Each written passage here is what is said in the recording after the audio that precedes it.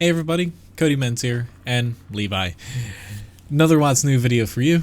A little bit late doing this, just had a little bit of hiccups with being able to record it and get it out usually, Fridays. In any event though, in this video, gonna have pretty much everything you need to know about 1.10. So let's get into it here. So 1.10 is due to hit the NA server, unless I'm mistaken here, a little bit early. So I believe it's actually going to be this August 3rd, or Monday, August 3rd, excuse me. I think 11 a.m. it's supposed to come out.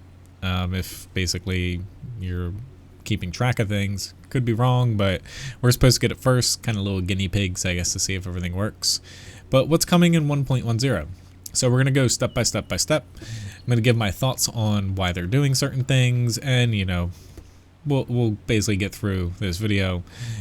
And let me know in the comment section if you kind of agree, disagree, because I'm going to throw my opinion in for a couple things that people are debating right now. So one thing, Polish medium tanks are coming. So it starts at tier 5 and goes all the way up to tier 10. So the tier 10 has kind of a unique version. I'm not going to focus too much on each tank. That's for another video or my live stream, because I plan on getting these hopefully ASAP. The tier 10 basically has a unique mode. You can go two different modes when it comes to mobility. You can go faster, however you lose gun accuracy, camouflage for the most part, and basically the standard mode where you function kind of like a normal medium tank. Honestly, the enhanced mobility, you do have to stop to switch modes, which is nice. You're going to be using this in the beginning of the battle and like late game for repositioning. Honestly, you're going to be in the other mode for the most part, because the bloom on your gun handling is massive, as you can see in this video here. But for the most part, how these play, it's kind of like almost like Americanized Russian tanks in a sense, where kind of how like the Polish heavy tanks, you have a little bit of gun depression, decent armor, stuff like that. These mediums, they don't really have armor going for them. Like, the turrets can bounce a few things, but if you just poke and let them hit your turret front, you're going to get pinned. But, the guns are kind of okay. They're like a kind of a mashup of like a Russian American tank, basically, together. So they seem pretty good to me. They're not inherently overpowered. They're not, too weak. They're just kind of in the middle, which they do kind of provide a unique gameplay, especially with the tier 10, with that kind of unique mobility, having two different options.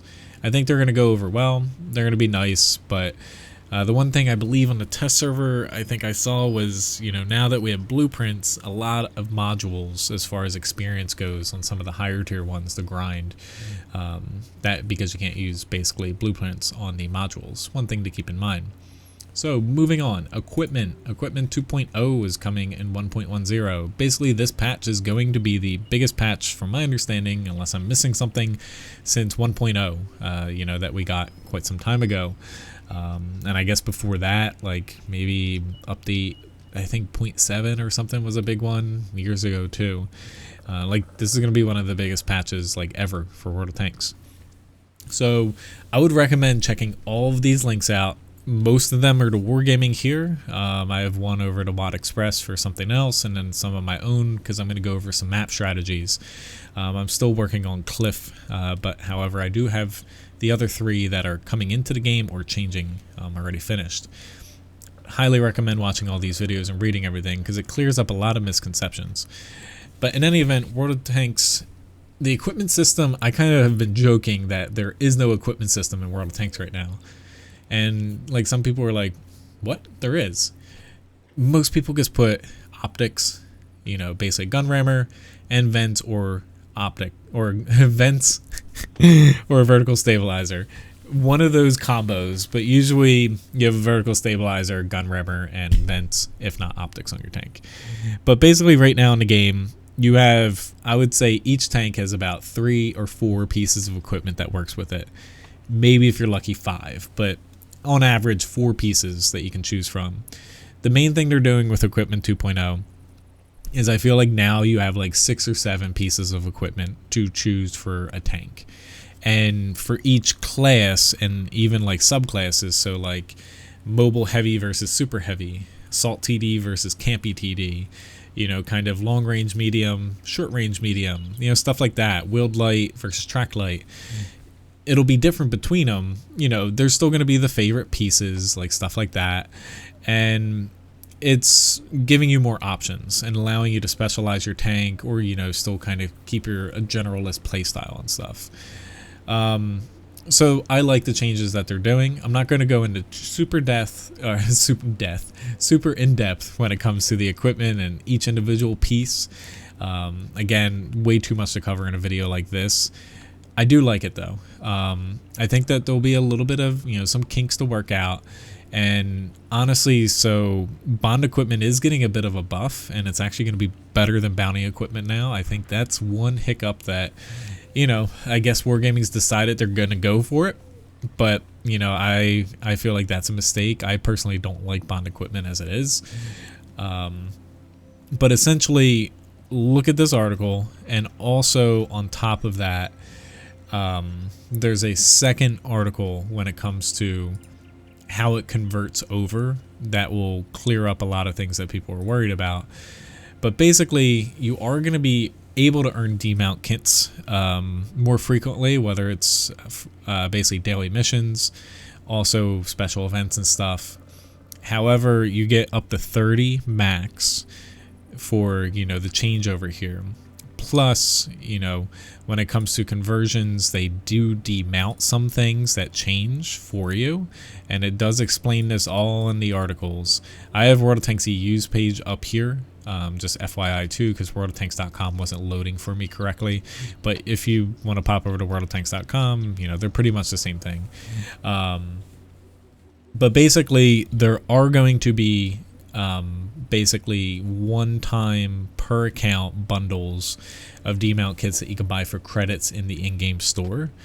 Some people will be like, oh, you know, they should be for free, blah blah blah. You know, I don't inherently disagree with that.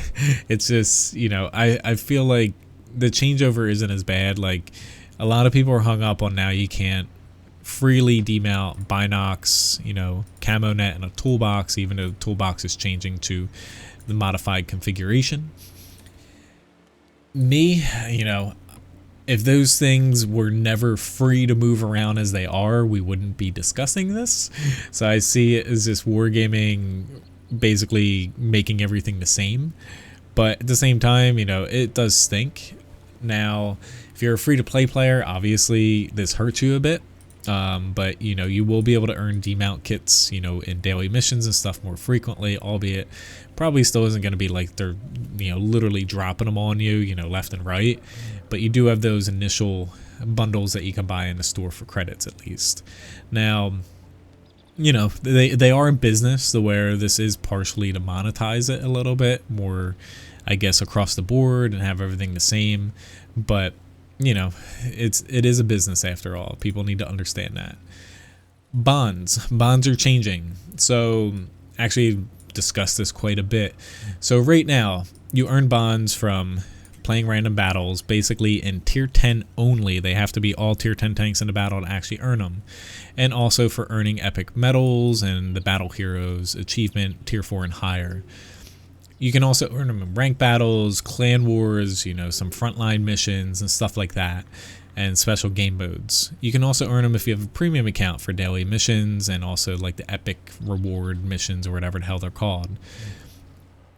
And on top of that, the battle pass if you complete it. So what they're doing is basically changing it to where now anytime you play a tier 10 tank, you can earn, I believe, up to 100 per tank per week. And basically the way you get it is if you place in the top 10 or top 3, win or loss, you can see here you get 7 or 5 and then 5 or 3. So I feel like they're trying to transition it more to an endgame currency because we see them adding more to the bond shop. They've talked about possibly adding 3D styles, old special event stuff, and more goodies into the bond shop. And like for rank battles, adding stuff there you can buy and stuff with the KPZ-50T, Prokaryota 65 3D style. And honestly, next time rank pops up, there's probably going to be some more goodies in there exclusive to rank. So they're trying to make it more into like an in-game like, or end game currency, kind of like grinding like MMOs and stuff like that, because World of Tanks kind of lacks that, you know, for like non-clan stuff and so on and so forth. It lacks really an end game, so they're trying to make some sort of end game currency, and it does stink if you don't play tier 10s. And I see a lot of people upset. Well, you know, I play tier 5s, tier 6s. You know, I don't have a premium account. I don't have tier 10s and stuff. Well, like, again, it is a business to where, you know, it's some people are probably going to get upset at that. But, like, you know, go to other games where, you know, they're trying to treat this and put it in as an end game rewards, which they should have done this in the first place, because now people are kind of upset because it's diminishing what they can get on their own. But, you know, they do give you options where if you don't play tier 10, you can get them in front lines a little bit. Not that front lines is up a lot. You can get them basically during other little special events. You can get them if you get the battle pass. You can get them if you have a premium account. It's not a ton of them, but it is there, and they up the ability for you to get them if you play tier 10s. So is it right or wrong? But like, the one thing, like I said tonight on my stream, so you wouldn't expect, say, like other games, say if you relate bonds to like grinding end game equipment in another game, you wouldn't expect a game to, like, for seal clubbing or like new player, you know, experiences in those games, to allow you to grind end game stuff while playing like in those like areas or levels or whatever. So wargaming's basically, you know, kind of shifting it more towards the tier 10 gameplay, and also like the special competitive modes and special events. And, you know, I don't see a problem with that in a lot of ways. Like, I do get people being upset, but if you don't spend money on the game and you only play mid tiers and you don't have a premium account or a battle pass, should you be grinding quickly to get like a free premium tank or a tier 10 reward tank or something? You know, you have to look at it from that sense, to where, you know, you are playing a game for free, and, you know, I can't like fault wargaming for doing that. Anyway, communication system coming into game. You're going to see that. I like the communication system. It's going to take some getting used to, but I think it's going to be good for the game. Is it going to make everybody the best, basically, teammates and follow rules, or not rules, but tactics and stuff? No. Let's be honest, no. But I think it's going to be good in the long run, and it's going to do more good than bad.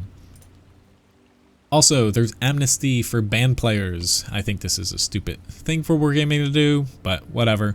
It's not like they IP ban a lot of people, because people can just get around IP bans, but at least it gives people a second chance at coming back in the game that did not do something extremely bad, you know? So I think it's unnecessary, but at the same time, like, I guess I don't think it's going to be too bad, because from my understanding, basically what it does is takes them from being permabanned, moves them back one step, and if they do something stupid again, they're just permabanned again on their account. So it's not the worst thing in the world. Now, something, so this is from WoT Express, which, yay, we have some, I literally just blocked these, and now we have some weird ads again popping up on here. But anyway, there are some new tank changes for gold and stuff like that, when it comes down to basically getting added to the adding tanks to the tech tree for gold. The Sherman VC Firefly gets added into the tech tree for gold. I was getting so confused there. I don't know why. I can't even speak right now. The Valiant actually gets a gold price finally, so that's getting closer to release. A46 is now basically finalized as a premium tank. K91-2 is now basically finalized as a reward tank. And the Object 780 tier 10 Russian heavy tank now has a 22,500 gold value tied to it. And there's been rumors basically swirling around that in August, to celebrate the 10th anniversary of World of Tanks, 780 might be coming out in some way, shape, or form, and or more, you know, tanks, basically to celebrate. Maybe the black market, maybe like a special throwback mode or something where you can earn like a reward tank. The 780 honestly isn't like overpowered or anything like that. None of these tanks are. So I think wargaming might throw some goodies at us. Now, getting into map strategies. On my website, WoT Guru, I've got a lot of map strategies. Don't have all the maps, unfortunately, yet after all these years. Yeah, I try. I'm only one person, no. However, so I have Pearl River, which is a new map coming out on 1.10. I have a map strategy of that, and I also have some old. I've been keeping the old map strategies down here too. I do need to reformat and make this a little bit better so you can actually click on it. But basically, Pearl River, I think that the player base is actually going to hate this map. I think it's a good map, but I think they're going to hate it because it's very difficult. So like if you look at Pearl River here, I honestly think Wargaming made a huge mistake because this was in the original Pearl River map. And this area down here is just so bad for the southern team compared to the amount of spots you actually have to play in the northern team. Meanwhile, these spots are mostly identical, but you have very few playable spots on the southern team here compared to the hills up here. We have a lot of little campy like TD spots and like mediums poke up. But essentially how this map plays. So when it comes to, both sides, like let's start with the yellow team here. So basically in the mountains, and you can read little tips here off to the side, but the yellow team basically pushing here, you do have a small advantage if you push aggressively, like to these spots compared to the blue side. Now, both spots do have choke points when it comes to like defending, and you also have these like auxiliary, basically flanking routes, which you mainly access from this area because it's a lot harder to access here because this is a highly contested area. But basically your team can attack or defend here. And also when it comes down to it, I feel like yellow has the advantage playing this side aggressively, and blue actually has the advantage playing the south a bit more aggressively. Like you can read more into this, like I'm just glancing over the strategies. When it comes to the center, you have a brawling spot here, and then this is, for whoever kind of takes the cake or pushes super hard and gets like a fast tank in there. You can basically shoot outwards from here, but honestly you can get shot. You can get shoot back or shot back. So the map has like a bunch of different strategies, and it's so large that it's going to be really confusing. Honestly, I think most of the maps is going to boil down to most people and most teams playing like this and playing it pretty straightforward, but it'll be interesting. But essentially, hopefully this helps you out. The strategy, like looking at it a bit, you won't know till you actually play it, but just the general thing is both sides equal chance here. Yellow a little bit better at playing this aggressive because it's harder to defend it. Blue the same way, better to play this aggressive because it's harder to defend this side, and you have a small edge playing this aggressively too. Now getting on to the next one, so Prokaryota. This map doesn't look like it changes much, but it actually changes quite a bit because they make, this is actually called the Valley now. With the new communication system, they actually name flanks, so I'm going to be going through updating things to kind of coincide with those, because this is actually much lower, whereas like right now you only can push like basically to these locations before you can start getting shot from the center. They're much deeper basically here. The sides are still elevated and the roads elevated, but it's much deeper in between. But for the most part, they made this a little bit deeper. They made this bowl deeper. You can actually hide a heavy tank in it now, like an E100, and kind of hold down, which is pretty nice. And when it comes to, they move a building here, and they change the hill around pretty drastically. There's actually two basically like divots, and this is the main divot here, where you can actually push from the blue side and not get shot from the center anymore unless you want to and you pop up. You can actually hide like, not a mouse or something, not that you should be pushing a mouse up there anyway, but you can hide like a typical like heavy tank or something, like a mobile one, without being shot from here unless you go up near the little ridge line, and you still get blasted from this way. And they also added more cover here, like this is lower than the surrounding area and you're kind of protected from getting shot in the center. So pretty good changes, but it does change a little bit how the game plays for the most part. But Prokaryota, for those that don't know, this side has the advantage kind of camping because the road is angled this way. You can hide a lot of tanks back here, and basically you just need some spotters to kind of protect you. Blue side, though, you don't have the advantage camping. It's much harder because your road doesn't really angle as much and there's not as many bushes here. So basically, this side, harder to attack, easier to defend here. However, the blue side has kind of the advantage here, being able to get up on the hill and kind of project a little bit better than the yellow team has. So easier to attack, or harder to attack this way, easier to kind of defend or attack over here for the blue team. But doesn't change much, but it does change enough that, you know, this map's going to change around a bit. Now, Ruinberg. This map changes pretty drastically when it comes to Ruinberg. I have the old strategy here, which, if you look at them, kind of looks pretty darn the same.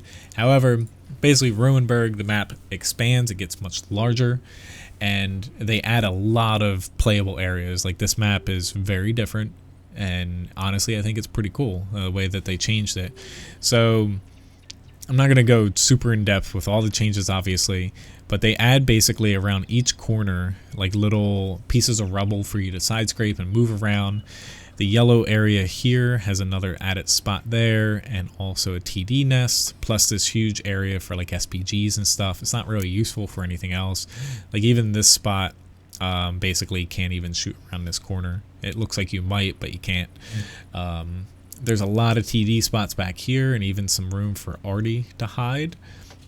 And the main thing that's going to switch this up a bit, outside of there's a little bit better spots here, specifically this spot for the northern side to kind of play, is basically by expanding this, you now have this open zero line that you can actually push down.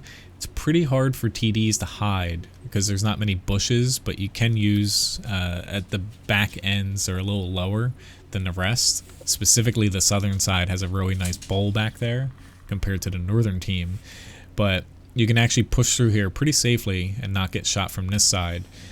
So it's going to open this side up a little bit, but definitely it's going to be interesting to see how this plays out. Like, I like the changes they do, but only time will tell to see how teams play it. Last but not least, so I didn't finish a cliff strategy. So I'm going to try to get that done this Sunday, but I don't know if I'm going to have time. Basically, though, on cliff, I basically don't have this on my screen, unfortunately. I probably should have just opened it up instead of just put it in OBS. But what they do is, so basically in F3, in that line, they kind of balance that to make the F3 kind of equal to E3, you know, for, you know, the respective team. They change around some of the northwest buildings, kind of the locations around. The center, they add in basically a little hill to hide behind in E6 for the northern team. You can actually not get shot from E3 as easily to balance it out compared to the southern team. And basically down in H9, they add in kind of a little plateau there for the northern team to push down into the southern team a little bit easier. And also in A5, they make that TD nest up there a little bit easier to access to kind of balance it out to, you know, side versus side. In any event, though, so that was the bulk of my video here. You know, hopefully that covers everything you need to know for 1.10. There's also basically tank buffs and nerfs that I'm not going to go into because I'm already, you know, over 20 minutes here.